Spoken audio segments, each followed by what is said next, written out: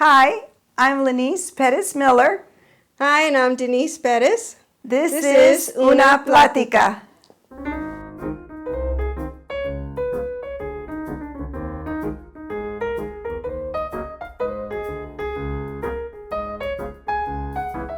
Well, it began basically, we grew up in a very small town in South Texas, and it was the 60s and 70s when we grew up, so there wasn't a lot of opportunities or really anybody that was into art at the time that could have been around us.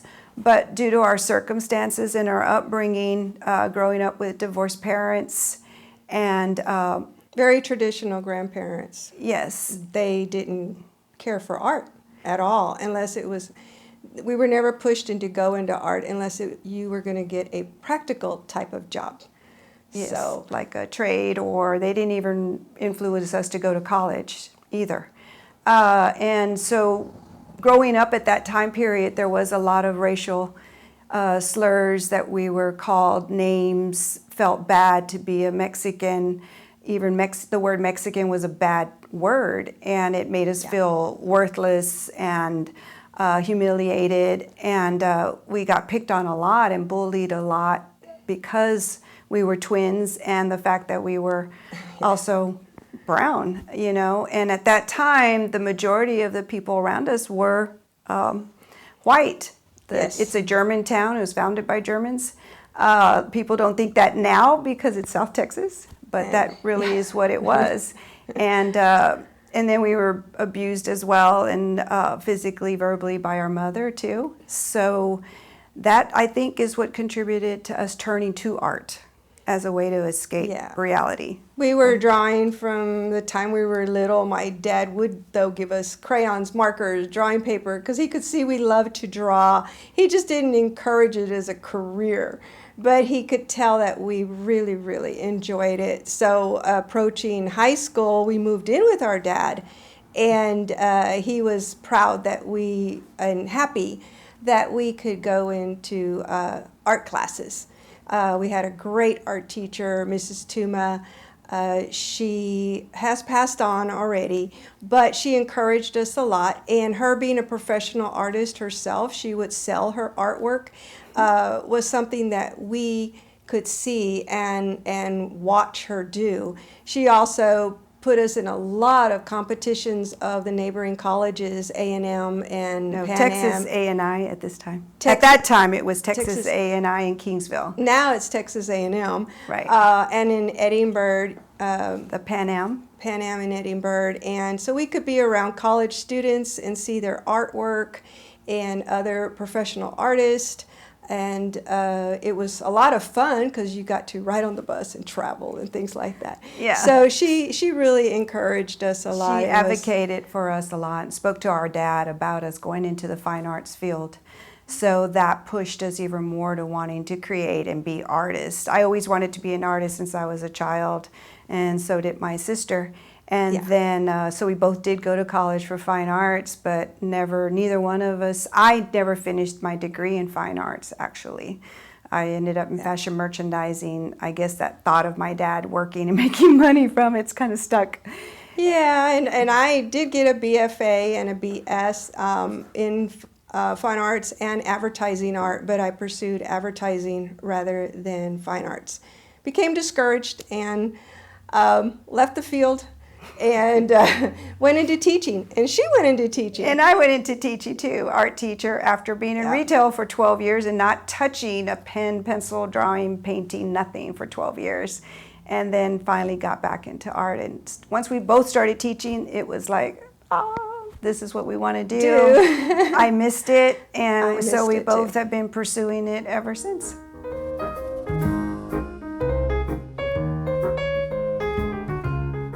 I believe so. I think the Centro here is just vital and so important to the community. It's an opportunity for artists, it's an opportunity for locals to come and see artwork that's created by our culture and that's not around as much anywhere else. And I think that just this idea now, even like when we were in school, we were taught that we had to assimilate and not speak Spanish. We weren't allowed to speak Spanish in school at that time, and not to talk about our culture or our celebrations. And so I think a lot of people now, younger generations, don't know their ancestors. They don't know why they're labeled these different names. And so I think just having the center here gives that opportunity. In a community, and in the community. surrounded by homes, and even though Fredericksburg's a busy street, it's still surrounded by neighborhoods, and that's really nice to have these galleries in places all around San Antonio. Yeah. They exist, which I think gives a lot of opportunities, not just for tourists, but for the community to come in and visit as well. And then the last thing I wanted to add was that with things happening now, to us, the world hasn't changed that much. We were talking about that because you have book bans now, and you have where they're just trying to wipe out our culture again. So it just continues, but in a different format than when we grew up. And I think here, when they have their exhibits and everything, just bringing in the food, the music, the art that represents, I think it's just so awesome and vital to this community and to others as well that might have the opportunity to see it now.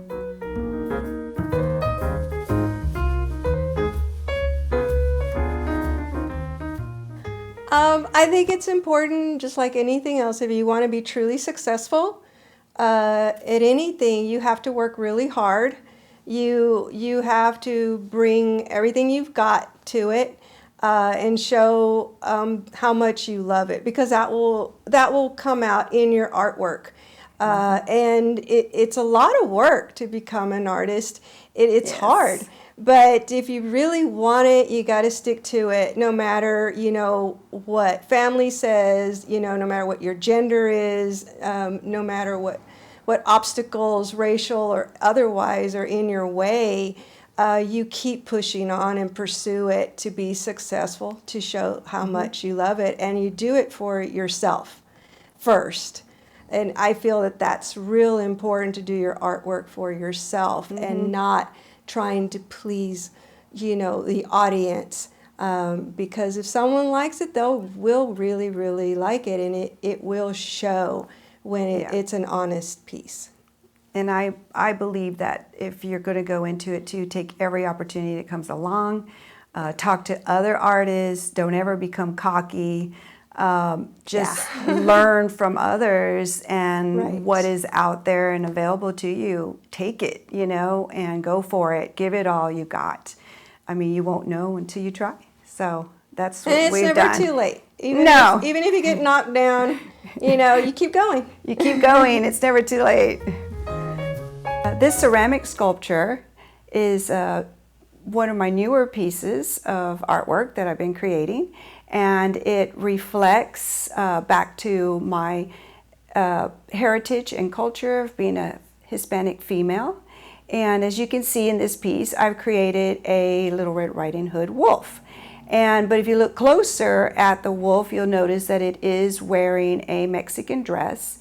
And the Mexican dress, he is flashing you. He's lifted his dress, so it's forcing you to look under the dress, because in his mouth he has a red, white, and blue bunny that he's about to devour. So he's distracting you. He wants you to be distracted from what he's really doing. And by wearing this dress, he's in disguise. He is trying to get you to trust him and that he's approachable. But in reality, he's about destruction and chaos. So by devouring this bunny, the red, white, and blue bunny, that is representing the American people. And the other part, though, is he's saying, hey, look at me down here so you don't see what I'm doing to the American people. And the rest of the piece is talking about how he is destroying women's rights, our right to abortion, our right to have control over our own body, and implying that we have to go back into the kitchen and be cook and cleaning instead of, having our own power. So this piece is a reflection of that, of me growing up in that Hispanic, Mexican-American home and being a female and having to deal with all these different issues that come up in our society today and in the past. Hi, I'm Denise Perez, and this is a piece titled Vengan a comer. This piece was inspired by my grandmother. It is a narrative of my childhood and living with my grandmother. She raised a lot of children as we were growing up, and the one thing that I always remember about her is her always cooking tortillas and making the food in this little kitchen.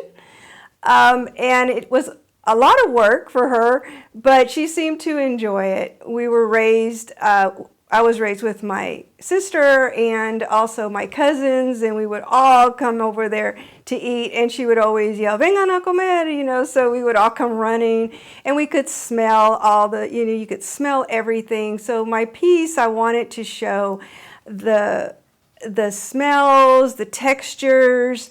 That's why the aerial view. So that way you could see it and feel something. And as well, when you look at the piece, you can reminisce of maybe a memory that you had yourself growing up, and either your mom or your grandmother cooking and making delicious food.